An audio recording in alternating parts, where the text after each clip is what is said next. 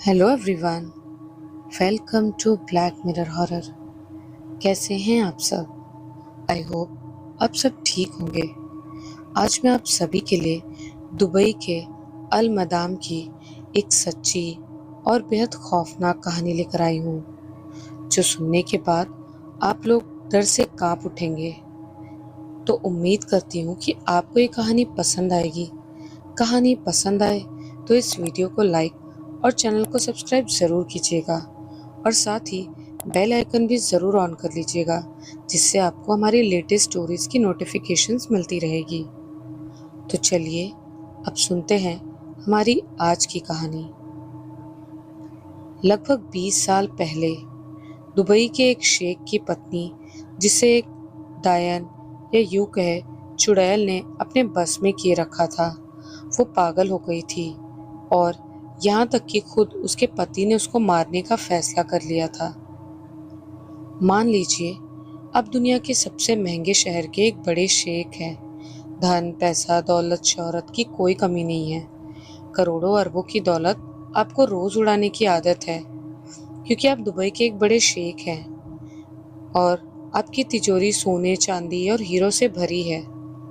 सोने जैसा चमकदार आलीशान बड़ा सा घर है, लेकिन आप अपने जीवन से खुश नहीं हैं। कारण है आपकी बेगम किसी शैतान के कब्जे में आ गई है। जी हाँ, ये कहानी 20 साल पहले की है, जब दुबई के जाने माने शेख उस्मान खलीफा अपने धंधे को आगे बढ़ाने के लिए भारत आया जाया करते थे। उनकी पत्नी सकीना, जो कि दुबई के एक बड़े आलीशान महल की मालकिन थी, उन्हें रेगिस्तान में टहलने के लिए निकलना बहुत पसंद था।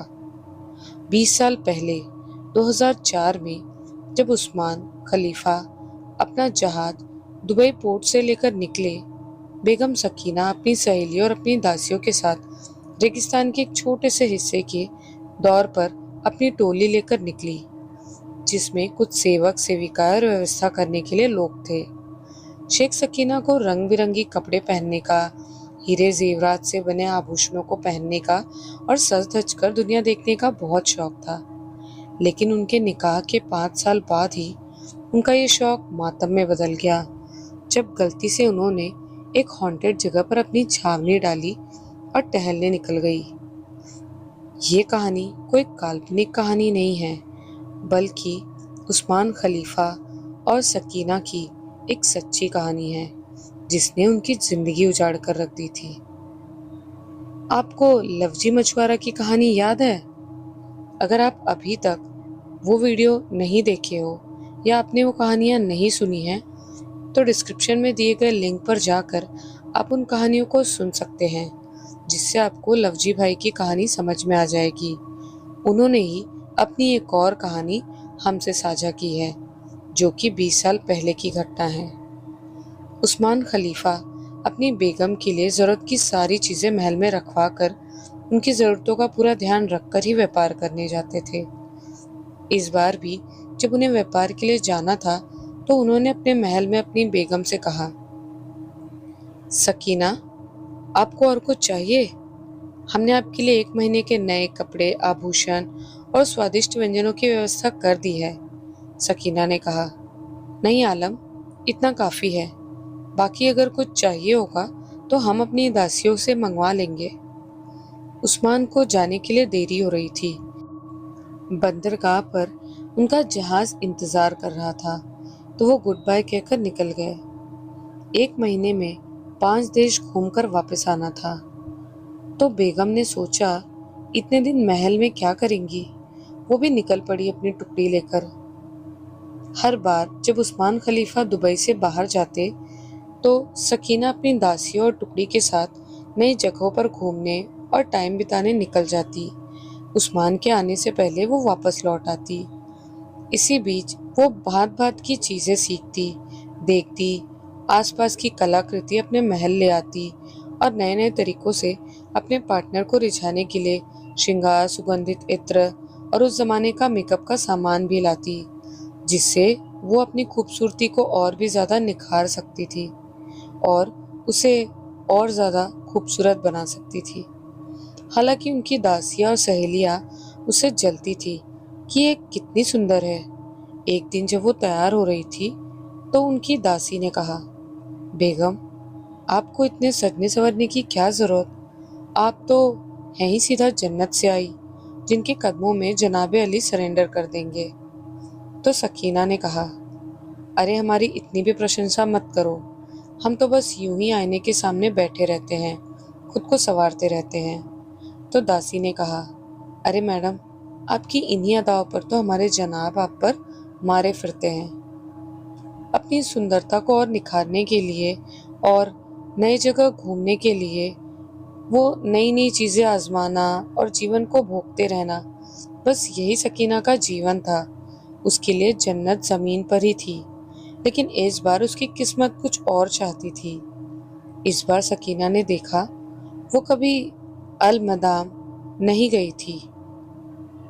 अल मदाम ये दुबई का एक गांव है। वो कहते हैं ना कि जब किस्मत आपको कहीं बुलाती है तो आप न चाहते हुए भी उस जगह चले जाते हैं। उन्होंने अपनी दासी से कहा, सुनो रुकैया, कल हमारे जाने की तैयारी करो। तो रुकैया ने पूछा, किस ओर निकलना है मैडम? अल मदाम। क्या? आपकी बुद्धि तो ठीक है। ऐसी बात सुनकर सकीना गुस्सा हो गई। क्या मतलब? तुम्हें एक शेख की बेगम से ऐसे बात करोगी? गुस्ताखी माफ हुजूर, लेकिन वो जगह भूतिया है। उस गांव में जाने से सरकार ने रोक लगा रखी है। वहां जाना ठीक नहीं होगा। जो कहा है उतना करो। भूत आत्मा शक्ति ऐसा कुछ नहीं होता। रुकैया ने सोचा, इनसे जबान लड़ाने से तो अच्छा होगा, जो होगा देखा जाएगा। अगले दिन तारीख थी 17 अक्टूबर 2004। सकीना अपने लोगों के साथ निकल पड़ी। करीब पूरा एक दिन गर्मी में चलकर वो लोग शाम को उस गांव के पास पहुंचे। वहां के टूटे घर, पुराने कमरे और जमीन ग्रस्त हुई पुरानी इमारतों को देखकर सबको लगा कि यहाँ नहीं रहना चाहिए। लेकिन सकीना की बुद्धि विपरीत काम कर रही थी। तो उसने कहा, रुकैया, हमारी छावनी गांव के बीचों बीच लगनी चाहिए। रुकैया मन ही मन सोच रही थी कि अगर वो सब बातें सच निकली तो। दरअसल दोस्तों, उस गांव के बारे में हजारों कहानियां लिखी जा चुकी हैं। जो कोई भी वहां जाता है वापस नहीं लौट पाता या फिर पागल हो जाता है। उनकी छावनी लगने के बाद आधी रात को सकीना ने दासी को बुलाया। जी बेगम, क्या हुआ, कुछ चाहिए था? सकीना ने पूछा। क्या सब लोग खाना खाकर सो गए? रुकैया ने कहा, हाँ, सब सो गए। तो फिर हमारे नहाने की तैयारी करो। दरअसल दोस्तों, सकीना को आधी रात में नहाने की इच्छा होती थी तो महल में वो आराम से अपने आलीशान बाथरूम में पड़ी रहती, लेकिन यहाँ बाथरूम तो नहीं था। इसीलिए उसकी दासियों को उसने कहा, वहाँ ठीक हमारे कमरे के पीछे थोड़ी खुदाई करके हमारे लिए नहाने की व्यवस्था की जाए। सारी दासियों ने मिलकर उसके लिए नहाने की व्यवस्था की और रात के 1 बजे सकीना नहाने गई। सब दासियां सोने चली गई क्योंकि उन्हें पता था अब सकीना को एकांत चाहिए। लगभग 2 घंटे नहाने के बाद सकीना को कोई आवाज आई, जैसे कोई उसे छिपकर देख रहा हो और कुछ बातें कर रहा हो। कोई है क्या? कौन है वहाँ? सकीना ने आवाज दी, लेकिन जब उसने पीछे मुड़कर देखा तो कोई नहीं था। पानी में सकीना बिना कपड़ों के थी तो बाहर आने का सोच रही थी, लेकिन थोड़ी देर से शांति हो गई तो फिर से पानी में सोने लगी। थोड़ी देर बाद जब उसकी आंखें बंद हुई तो उसके मुंह पर किसी ने छुआ और आवाज दी, जो कि एक औरत की आवाज थी। कितनी गोरी और खूबसूरत हो तुम, मुझे तुम्हारे कपड़े चाहिए, तुम बिना कपड़ों के ही अच्छी लगती हो। अचानक ऐसी भयानक आवाज सुनकर वो उठ गई। किसने किसने छुआ मुझे? कौन है? पानी से बिना कपड़ों के ऊपर उठी, लेकिन उसे अपने कमरे और आसपास कोई दिखा नहीं, इसीलिए वो डरने लगी। उसने सोचा क्यों न इस बात की तसल्ली कर ली जाए। तो उसने अपनी दासी को आवाज दी, रुकैया, ओ रुकैया, कहाँ हो तुम? आई बेगम। दूर से रुकैया की आवाज सुनकर वो फिर से पानी के अंदर चली गई और रुकैया ने आते ही पूछा, क्या हुआ? सकीना ने कहा, मेरे कमरे में कोई था जिसने मुझे छुआ और कुछ बोला। रुकैया तो ये सुनकर ही डर गई। हाय अल्लाह, कहा था ना मैंने, यहाँ नहीं आना चाहिए। उसकी बात सुनकर रुकैया ने उसे गुस्से में डांटा। बकवास मत कर, मेरा पहरा कर, मैं अभी नहाकर बाहर आती हूँ, जा। उसने रुकैया को तो डांट कर पहरा लगाने को बोल दिया। फिर से वो पानी के अंदर उतरी और थोड़ी देर में उसकी आंखें बंद होने लगी तो फिर आवाज सुनाई दी, तुम रोज इतना इत्र लगाती हो, इतने सुंदर कपड़े और इतने महंगे गहने पहनती हो। झट से सकीना पानी के बाहर आ गई, डरने लगी और चिल्लाने लगी, कौन है? कौन है? क्यों मुझे परेशान कर रही हो? उसकी आवाज सुनकर रुकैया अंदर आई, लेकिन सकीना को बिना कपड़े देख वो दंग रह गई। उसने उसे कपड़े दिए, लेकिन सकीना को बुखार चढ़ने लगा था। वो डरने लगी थी।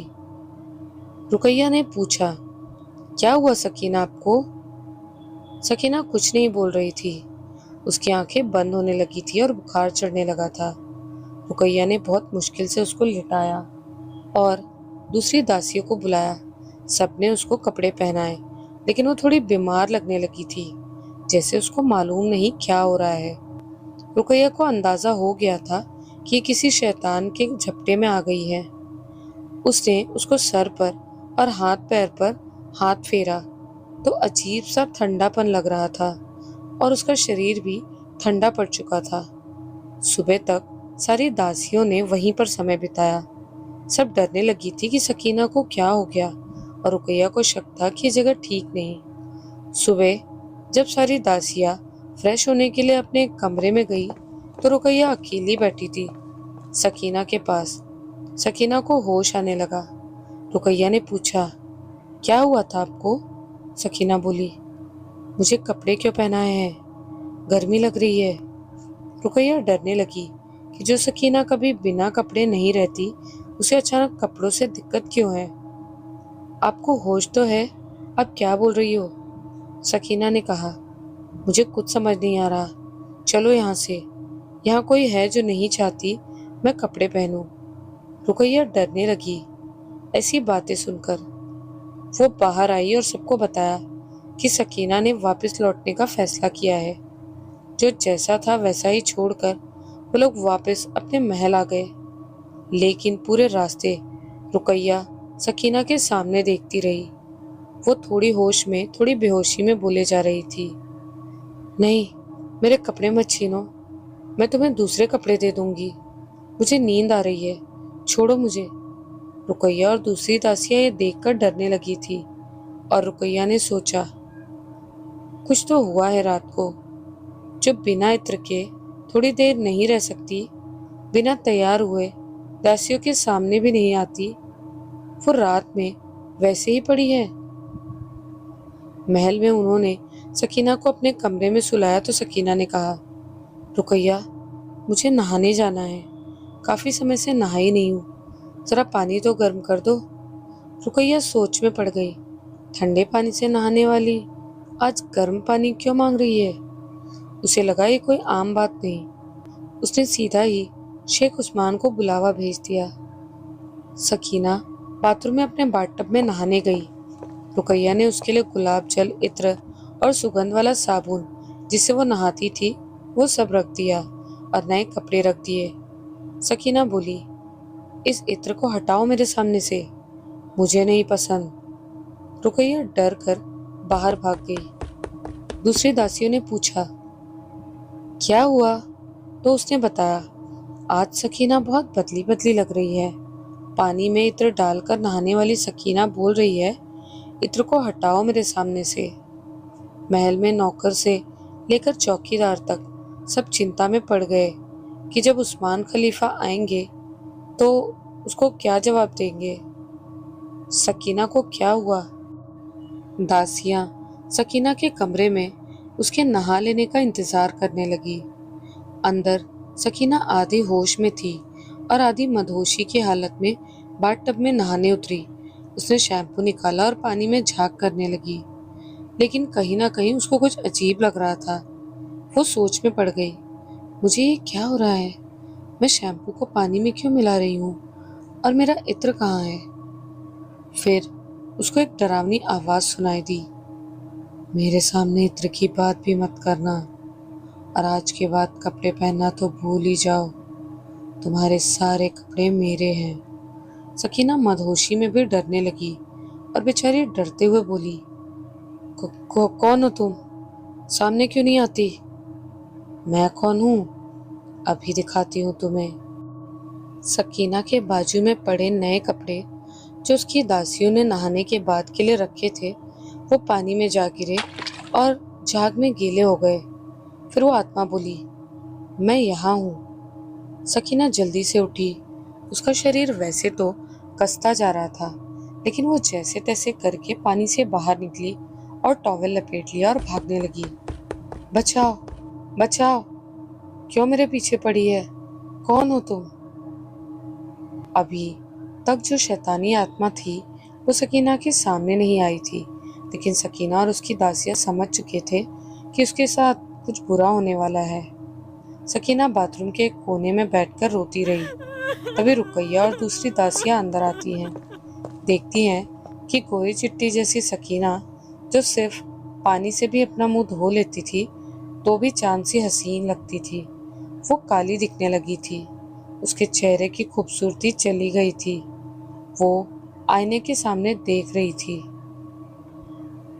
रुकैया और सब उसके नजदीक जाने से डरने लगे, लेकिन फिर भी वो सब उसके पास गई। तब तक सकीना बेहोश हो जाती है और उन लोगों को एक अजीब सी बदबू आने लगी। रुकैया ने सोचा, ये बदबू किस चीज की आ रही है? एक दासी ने बोला, जैसे बासी खाना महीनों से सड़ रहा हो वैसी बदबू है। एक बड़ी उम्र की दासी ने कहा, सकीना के तन को थोड़ा सूंघ कर देखो, ये बदबू उसी से आ रही थी। रुकैया, ये तो सकीना के बदन से इतनी बदबू आ रही है। सब लोग इतना डर गए कि उनकी हालत सिर्फ वही जानते थे, लेकिन क्या करते? भाग नहीं सकते थे अपनी मालकिन को छोड़कर, नहीं तो उन्हें पता था कि उस्मान खलीफा आकर उन्हें सूली पर चढ़ा देता। तो उन्होंने उसको उठाया और बेड पर ले जाकर लिटा दिया। सकीना को कपड़े पहनाए, जिसके लिए सकीना ने बहुत विरोध किया, और बाद में उसे सुलाकर बाहर आ गए। नीचे जाकर देखा तो उस्मान खलीफा आ चुके थे और नीचे खड़े चिल्ला रहे थे, सकीना, सकीना, कहाँ हो तुम? क्या हो गया बेगम को? रुकैया ने कहा, जनाब वहीं रुकिए, मैं वहीं आकर बताती हूँ। उस्मान भी काफी चिंता में था कि अचानक उसकी बेगम की तबीयत ठीक नहीं बोलकर उसे यहाँ क्यों बुलाया गया। रुकैया नीचे गई और उसे सब बताने लगी। उसकी बात सुनकर वो आग बबूला उस्मान चिल्लाने लगा, तुम लोगों को समझ नहीं आता? मेरे जाने के बाद सकीना को कहीं बाहर नहीं जाने देना चाहिए। रुकैया ने कहा, माफ कीजिए, उसका ही आदेश था कि जाना है, और हम उनको मना करने वाले कौन होते हैं? फिर उस्मान सीधा दौड़कर ऊपर गए। अपनी बीवी के कमरे में जाकर देखा तो वो बेड पर बैठी थी, लेकिन वो अपने कपड़े निकाल रही थी और खुद से कुछ बातें कर रही थी। सकीना, सकीना, क्या कह रही हो? उस्मान ने पूछा, लेकिन फिर सकीना ने उसके सामने देखा और हंसने लगी। ओ, आ गए तुम? चलो, अब मुझे कपड़े बदलने हैं, कमरे से बाहर जाओ।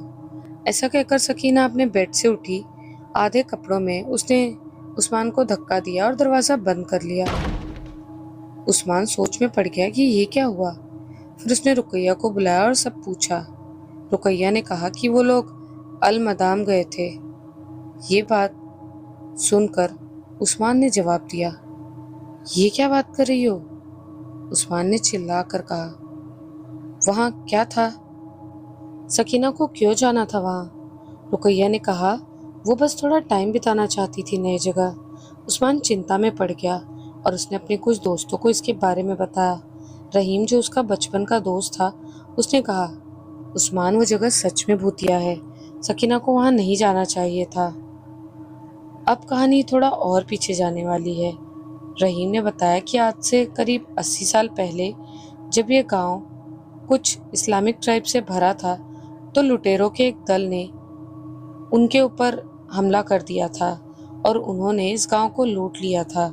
सारे पुरुषों को मार डाला था और स्त्रियों को भी लूट कर उन्हें महीनों सालों तक काफी टॉर्चर किया, और इस वजह से बहुत सारी महिलाएं तड़प तड़प कर मरी थी, और उन्हीं में से कुछ की आत्माएं आज भी वहां भटकती हैं, ऐसा माना जाता है। उस्मान इस बात को सुनकर दंग रह गया और उसे अपनी बीवी के लिए चिंता होने लगी। धीरे धीरे सकीना का बर्ताव बिल्कुल ही एक शैतान की तरह होने लगा। उसे अगर कोई खाना देने जाता तो वो थाली को उछाल देती और बोलती, ये कोई खाना है? मुझे कच्चा मांस खाना है, कहाँ है? दासियां डरने लगी उससे। हर एक को समझ में आने लगा था कि ये अब सकीना नहीं कोई और है, और उसके करीब जाना खतरे से खाली नहीं। इसी कारण उन्होंने नौकरियां छोड़ दी। 1 महीना बीत गया। उस्मान ने पूरे दुबई में अलग अलग मौलवियों को मिलाकर सबसे इस बारे में बात की और हल निकालने की कोशिश की, लेकिन किसी से कुछ नहीं हुआ। मौलवियों और फकीर आते, कोई ना कोई जंतर बांधते या उस्मान को देते, काला धागा लगाते थे, या फिर सकीना को मानसिक करार देते और दवाई करवाने की सलाह देते, क्योंकि उनकी पकड़ में नहीं आ रहा था कि सकीना को क्या हो रहा है। एक दिन वो आत्मा सकीना से बातें कर रही थी। बहुत दिनों तक बुरी आत्मा के बस में रहने के बाद भी सकीना को एहसास था कि कुछ गलत हो रहा है। मुझे छोड़ क्यों नहीं देती? आखिर कौन हो तुम? वो आत्मा पहली बार सकीना के सामने आई। उसका रंग बिल्कुल काला पड़ गया था, चमड़ी जली हुई थी और उसके शरीर से बदबू आ रही थी। ये सब उस्मान ने देखा। दरअसल कमरे में सकीना क्या कर रही है वो जानने के लिए उसने सीसीटीवी अपनी बीवी के कमरे में लगा दिया था। उसने देखा कि जैसे ही वो काला साया सकीना के शरीर से निकला, सकीना पहले जैसी नॉर्मल सुंदर दिखने लगी। उसका शरीर पहले जैसा दिखने लगा। वो आत्मा बोली, मुझे तुम्हारा शरीर बहुत पसंद आ गया है। कितनी सुंदर हो तुम। अल्लाह ताला ने तुम्हें जमीन पर जन्नत दी है। सकीना ने पूछा, लेकिन मैंने तुम्हारा क्या बिगाड़ा है कि तुम मेरी लाइफ खराब कर रही हो? तुमने हमारे गांव में आकर वहाँ की शांति भंग कर दी। वहाँ कोई कपड़े नहीं पहनता। सुंदर हो, उसका शरीर कोयले से काला रंग दिया जाता है और गर्म गर्म अंगारे से उसकी चमड़ी सेकी जाती है। ये सब सुनकर उस्मान तो मानो पागल ही हो गया कि कितना जुल्म हुआ होगा वहाँ की औरतों पर। फिर वो आत्मा कहती है, अब मुझे तुम्हारा शरीर चाहिए, तुम्हारे कपड़े चाहिए, बस इत्र से मुझे नफरत है। सकीना अब भी थोड़ी अनकॉन्शियस थी, तो उसे वहां से भागने का विचार नहीं आया, लेकिन वो चिल्लाकर बोली, तुम्हें जो चाहिए ले लो, मुझे छोड़ दो। आत्मा बोली, बस यही सुनना था, अब से तेरा शरीर मेरा है। इतना कहकर वो फिर से सकीना के शरीर में प्रवेश कर गई। ये देखकर उस्मान डर गया और उसने कमरे में जाने से भी डरने लगा। फिर उसके बाद उसने सीसीटीवी कैमरा में जो जो देखा वो मैं यहाँ आपको बता भी नहीं सकती। 1 हफ्ता बीत गया। सकीना का अस्तित्व तो बिल्कुल ही मिट चुका था। उस्मान को सिर्फ काले रंग की सकीना दिखती, जिसका शरीर खराब होता जा रहा था। बाल बिखरे रहते थे, दिन रात पागलों वाली हरकतें करती, और इसी कारण उस्मान की नींद और चैन हराम हो गए थे। उस्मान ने कई सारे डॉक्टर्स, साइकेट्रिस्ट, फकीर सबको ट्राई कर लिया। कोई दवाई दे तो उसको वो शरबत में या खाने में मिलाकर उसे खिलाने की कोशिश करता, लेकिन थाली और खाना दोनों ही दीवार पर फेंक दिए जाते। मुझे कच्चा मांस खाना है, बस एक ही लत लगी रहती। मजबूरी में 8-10 दिनों के बाद उस्मान कच्चा मांस उसके दरवाजे से अंदर भेजने लगा और कैमरे में देखता कि कैसे दरिंदे की तरह सकीना वो खाना खा रही थी। उस्मान ने खाना पीना छोड़ दिया। उसकी हालत के बारे में अपने और सकीना के परिवार वालों को बताया और वीडियो दिखाई। सब उसे सलाह देने लगे, इसे बाहर आने का एक ही इलाज है, सकीना को या तो मार दो या तो उसे वहीं उसी गांव में भेज दो। उस्मान पूरी तरह टूट चुका था, क्योंकि सकीना बिल्कुल ही अजीब बर्ताव करने लगी थी। उसके शरीर से बदबू आने लगी थी। वो जानवरों की तरह कच्चा मांस एक शैतान बनकर खाने लगी थी, और उस्मान अगर अंदर जाए तो वो उसे भी मारने दौड़ती थी। उस्मान डरने लगा, सकीना के कपड़े देखकर रोने लगा। उसे सब याद आने लगा कि कैसे वो महंगे से महंगे जेवरात कपड़े अपनी सकीना को देता था। लेकिन आज सकीना अपने कमरे में अपने कपड़े फाड़ने लगी थी। पूरे वार्डरोब को तोड़कर वहां से पूरे कपड़े कमरे में बिखरा देती थी। आभूषणों को तोड़ने लगी थी और सारी दासियां उसकी हालत देखकर चली गई थी। घर में एक भी नौकर नहीं बचा था। यहाँ तक कि बात इतनी फैल गई थी कि कोई घर काम करने को भी तैयार नहीं था। उस्मान का ड्राइवर भी उसे छोड़कर चला गया, और इतने बड़े महल में सिर्फ उस्मान और सकीना रहते थे।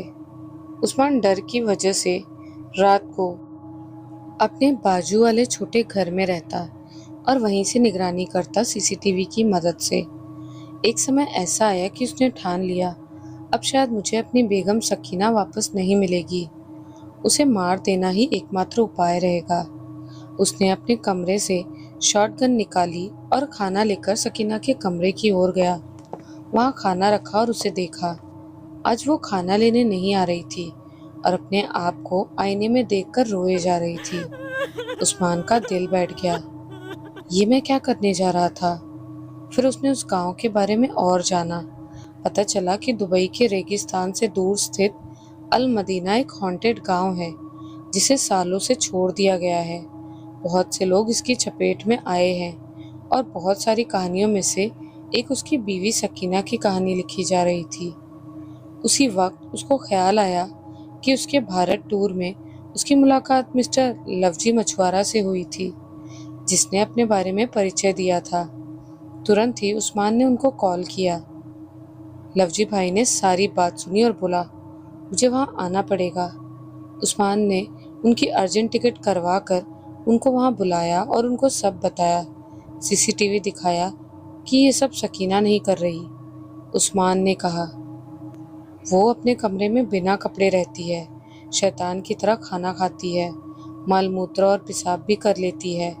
कमरा किसी गंदी नाली की तरह बदबू मारने लगा है, और खाना देते वक्त जब मैं उसकी झलक देखने की कोशिश करता हूँ तो मुझे लगता है जैसे मैं किसी नर्क के शैतान को देख रहा हूँ। इतनी बदबू और भयानक तस्वीर उसकी मेरे दिमाग में छप गई है कि मैं क्या बताऊँ। वो बस सामने आईने के खुद को बिना कपड़ों के देखकर पागलों की तरह हंसती रहती है। कभी कभी शर्माती है, शैतान की तरह चिल्लाती है, रोती है, कभी कभी चुपचाप बैठी रहती है। मुझे आज भी यकीन है कि मेरी सकीना वहीं पर है, क्योंकि कभी कभी आईने में खुद को देखकर वो खुद घबरा जाती है और रोने लगती है। मुझे भी बस डराती है। वो कभी नुकसान नहीं पहुंचाने की बात करती, ना ही उसने मुझे कभी नुकसान पहुंचाया। क्या मुझे वो वापस मिलेगी? लवजी भाई ने कहा, कोशिश करते हैं। पहले वो दोनों उस गांव में गए। वहां जाकर देखा कौन सी जगह सकीना पानी में उतरी थी। उसको मिट्टी डालकर उस गड्ढे को भर दिया। गांव के बारे में लोगों से लवजी भाई ने सुना समझा, और फिर उस्मान से कहा, शायद सकीना बच सकती है, लेकिन कुछ चीजें लगेंगी और थोड़ा रिस्क भी है। मुझे कोई डर नहीं, उस्मान ने कहा, और आपको जो चाहिए सब मिल जाएगा, बस उसे ठीक कर दीजिए। लवजी भाई ने मार्केट से कुछ सामान लेकर सकीना का एक पुतला बनाया। वो बिना कपड़ों के था। उसमें एक कील ठोकी, उसको एक काले घेरे में रखा, उसके ऊपर तंत्र मंत्र से झाड़ फूक शुरू किया। ये सब सकीना के कमरे के बाहर ही हो रहा था। फिर अंदर सकीना बेहोश हो गई और वो आत्मा इस पुतले से कनेक्ट हो गई। क्यों बुलाया है मुझे? लवजी भाई ने कहा, सकीना तुम्हारी कौन सी दुश्मन लगती है जो उसको बस में करके रखा है? हमारे साथ सालों तक अन्याय होता रहा और उसके बाद भी हमारी चीखें किसी को सुनाई नहीं दी। एक औरत होने के नाते सकीना को उसकी दासियों ने बताया था यहाँ औरतों के साथ कितना जुल्म हुआ है। उसने इस बात को नज़रअंदाज कर दिया और हमारी मजबूरी का मजाक बनाया था। उस्मान ने पूछा, मतलब? तो शैतानी आत्मा ने कहा, मतलब ये कि जब तुम्हारी बेगम की दासी ने कहा मालकिन इस जगह के बारे में हजारों कहानियां हैं, हमें वहां नहीं जाना चाहिए, वो पहले तो नहीं माना, फिर हमारे बारे में पता चला तो उसने मजाक बनाया हमारी नर्क से बदतर जिंदगी का।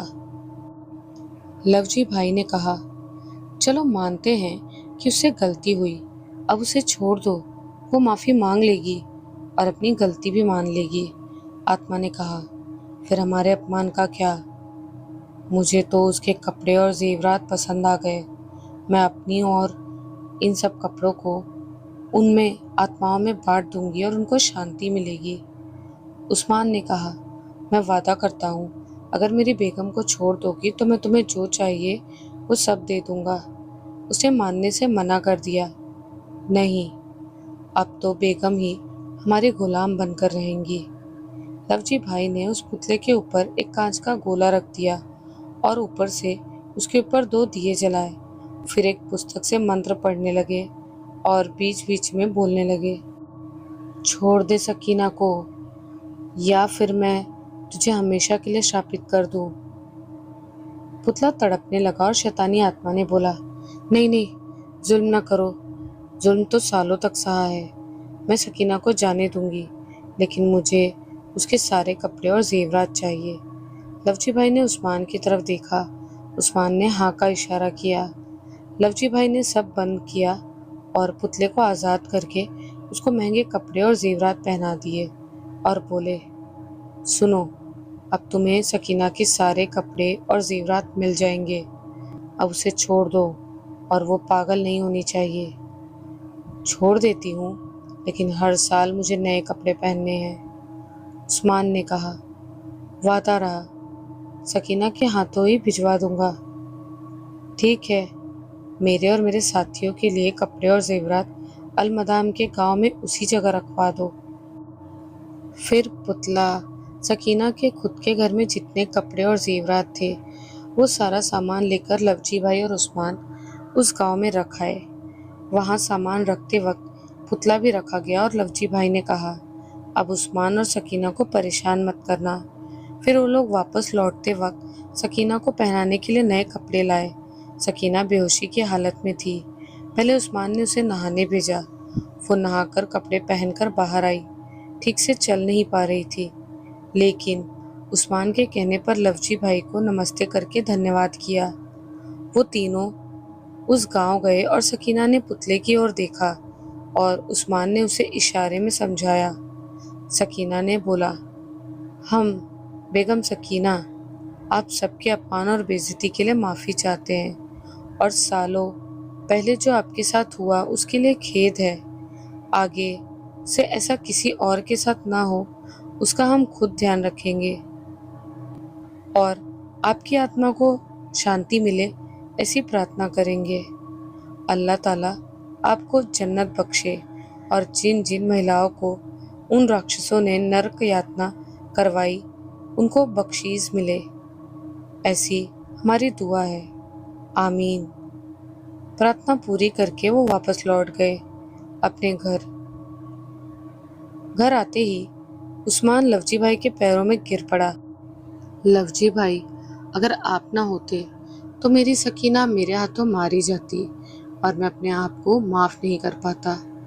लवजी भाई ने कहा, अरे पैरों में गिरना है तो ऊपर वाले के पैरों में गिरो। अब मुझे भारत वापस अपने घर जाना है। उस्मान ने कहा, लेकिन रुकिए, मेरे साथ चलिए। वो उन्हें अपने घर के चौथे माले पर अपनी तिजोरी में ले गया। कमरा खुलते ही लवजी भाई ने जो देखा, अरबों की संपत्ति, हजारों किलो सोना चांदी हीरे जेवरात, अरबों रुपए के नोट्स और हर तरह के कीमती मोती। उस्मान ने कहा, लवजी भाई, ये सब आपका है, आपको जो जितना चाहिए ले लीजिए। ये सब लेना चाहते हैं तो भी कोई बात नहीं, मेरे पास बहुत है। लवजी भाई ने हंसकर कहा। अरे उस्मान, तुम क्या मुझे पैसे के लिए काम करने वाला समझते हो? नहीं भाई, मैं ये पैसे के लिए नहीं, अपने मन की शांति और लोगों की मदद करने की भावना से करता हूँ। लवजी भाई, मैं आपको जानता हूँ और आपकी भावना को पैसों से नहीं तोड़ रहा हूँ, लेकिन आपको यहाँ तक बुलाया, परेशान किया, आपने आकर मेरी सकीना का इलाज किया, उसके लिए आपको कुछ तो मिलना चाहिए ना। आपने न सिर्फ सकीना की जान बचाई, बल्कि उसको नई जिंदगी वापस लौटा दी। मैं हर उम्मीद खो बैठा था क्योंकि किसी से कोई मदद नहीं मिली। लवजी भाई ने कहा, पहले तो आप ये दरवाज़ा बंद करके सकीना के पास चलिए। वो वहाँ गए और वहाँ पर उन्होंने सकीना का हालचाल पूछा और सकीना ने उनको राखी बांधी और अपना भाई बना लिया, क्योंकि सच्चा भाई तो वही होता है जो आपकी रक्षा करता है। और जिस तरह लवजी भाई ने सकीना की जान बचाई, तो सकीना का दिल उस चीज़ से भर आया और उसने लवजी भाई को अपना भाई मान लिया। उन दोनों ने लवजी भाई का बहुत धन्यवाद किया और उन्हें ढेर सारी दुआएं दी, और लवजी भाई उनको ढेर सारा आशीर्वाद देकर वहाँ से अपने देश भारत वापस लौट आए। दोस्तों, इतिहास के बारे में उपहास करना और जो तड़प तड़प कर मरा हो, उनके जीवन का मजाक बनाने से कब हमारा जीवन मजाक बन जाए, वो पता भी नहीं चलता।